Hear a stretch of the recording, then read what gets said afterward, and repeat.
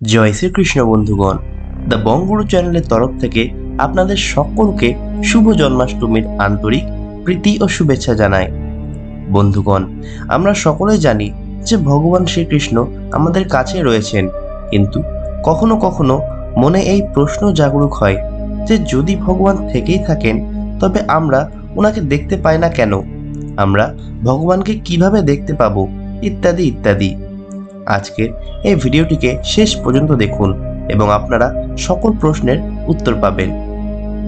আপনারা যদি এখনও আমাদের চ্যানেলকে সাবস্ক্রাইব না করে থাকেন তাহলে অবশ্যই করে দিন, তাহলে পরবর্তীকালেও আমি যখন এমন ভিডিও আপলোড করব আপনারা সবার আগে সেটি জানতে পারবেন।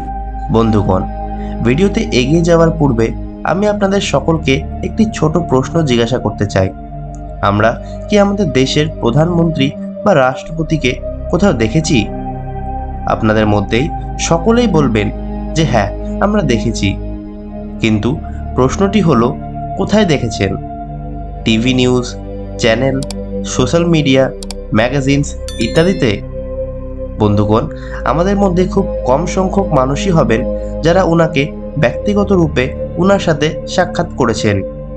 কিছু মানুষ এমনও রয়েছেন যারা ওনার সাথে রোজ সাক্ষাৎ করেন, কারণ ওনাদের কাছে সেই যোগ্যতা আছে। সাধারণ মানুষ এইভাবে ওনার সাথে দেখা করতে পারবেন না। কিন্তু আমরা কি আজ পর্যন্ত কোনো রকম সন্দেহ করেছি যে উনি কাল্পনিক নাকি সত্য? এবার চলে আসি ভগবান শ্রীকৃষ্ণের সাথে সাক্ষাৎকারের ব্যাপারে। বন্ধুগণ, আমরা ভগবান কৃষ্ণকে কিভাবে জেনে থাকি? শাস্ত্র ইত্যাদি পড়ে আমরা ওনার সম্বন্ধে জ্ঞান পাই। শ্রীকৃষ্ণ কে ছিলেন এটা আমরা টিভি দেখে, সাধুদের সাথে কথাবার্তা বলে জানতে পারি।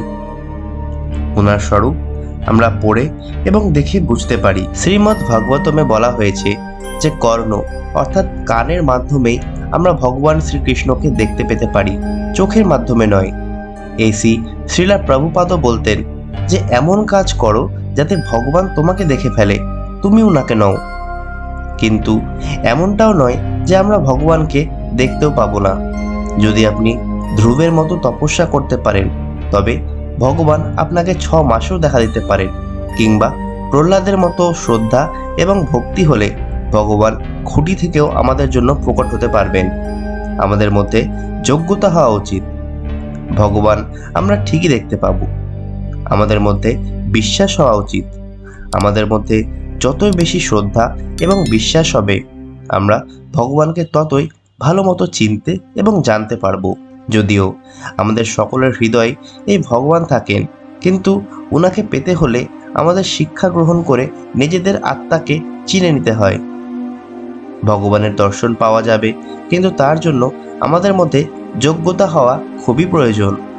আসুন একটি গল্পের মাধ্যমে একটি ঘটনা বুঝি। একজন মহাত্মাকে অন্য একজন ব্যক্তি জিজ্ঞাসা করলেন, আপনি আমাদেরকে ভগবানের দর্শন করাতে পারবেন? কারণ গড ইজ নোওয়্যার। তখন সে মহাত্মা ব্যক্তিটিকে বললেন যে আপনি আমাকে এই বাক্যটি কোথাও লিখে দিতে পারবেন? এরপর সে ব্যক্তি এই বাক্যটি কাগজে লিখে মহাত্মাকে দিয়ে দিলেন। এরপর মহাত্মা নোওয়্যার কথাটির মধ্যে ডাব্লিউ এর পর কমা যোগ করলেন, যার কারণে বাক্যটি এখন হয়ে গেল গড ইজ নাও হেয়ার। তখন তিনি ব্যক্তিটিকে জিজ্ঞাসা করলেন যে আপনি কি ভগবানের সাথে দেখা করতে চান? এরপর ব্যক্তিটি বললেন হ্যাঁ। তখন সে মহাত্মা সে ব্যক্তিটিকে একটি কাগজ ধরিয়ে বললেন যে এতে তার জীবনের সকল ছোট বড় পাপের কথা লিখে ফেলতে, তাহলে ভগবান অবশ্যই আসবেন এবং ওনার উপকার করবেন। এরপর দেখা গেল কোনো ব্যক্তি এই কাজটি আর করেনি। আমরা সকলে নিজেদের মধ্যে কত ময়লা এবং নেগেটিভিটি জমা করে রাখি এবং বলি যে আমরা ভগবানকে দেখতে পাচ্ছি না। ভগবানকে দেখবার জন্য সর্বপ্রথম আমাদেরকে নিজেদের ভেতরকে নির্মল করে তুলতে হবে। বন্ধুগণ, যখন আমাদের দেশের সেই সর্বোচ্চ লোকেদের সাথে দেখা করতেই আমাদের যোগ্যতার প্রয়োজন, তখন সেই সর্বোচ্চ শক্তি যেটি পুরো সংসারকে প্রতিনিয়ত চালাচ্ছে, সেটির সাথে দেখা করতে কি কোনো যোগ্যতা এবং সামর্থ্যের দরকার নেই? অনেকবার ভগবান আমাদের সামনে হবেন, কিন্তু আমরা যথেষ্ট জ্ঞান এবং সামর্থ্যের অভাবে ওনাকে চিনে উঠতেও পারবো না। অনেকে বলবেন এই সকল কথা সায়েন্টিফিক দৃষ্টিভঙ্গির মাধ্যমে বোঝান। তো আসুন বিজ্ঞানের দৃষ্টি থেকে এই ব্যাপারটি বুঝে নেওয়া যাক। বন্ধুগণ, সায়েন্সে ডাইমেনশনের উল্লেখ করে। আমরা সকলে 3D অর্থাৎ 3 ডাইমেনশনাল ওয়ার্ল্ডে বসবাস করি, কিন্তু আমাদের থেকেও যথেষ্ট উন্নত এবং উচ্চ ডাইমেনশনস এই পৃথিবীতে রয়েছে, যেটিকে সায়েন্সও স্বীকার করে।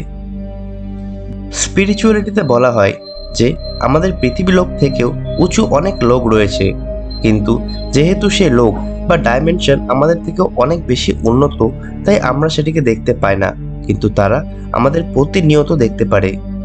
এই কথাটিকে আপনি এইভাবেও দেখতে পারেন যে স্বর্গলোক থেকে দেবী দেবতাগণ আমাদের দেখতে পারেন, কিন্তু আমরা পৃথিবী লোক থেকে তাদেরকে দেখতে এবং বুঝতে পারি না। সায়েন্সের ভাষায় এই সকল উচ্চ লোক বা আয়াম দেখবার জন্য আমাদের প্রয়োজন টেকনোলজি।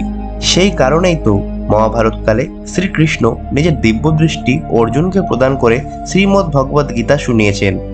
সর্বশ্রেষ্ঠ ধনুর্ধর হয়েও শ্রীকৃষ্ণের সাহায্য ছাড়া অর্জুন শ্রীকৃষ্ণের সে বিশাল স্বরূপ দেখতে বিফল ছিলেন। ভিডিওটিকে শেষ পর্যন্ত দেখার জন্য এবং আমাদের চ্যানেল দ্য বং গুরুকে সাবস্ক্রাইব করার জন্য আপনাদের অসংখ্য ধন্যবাদ।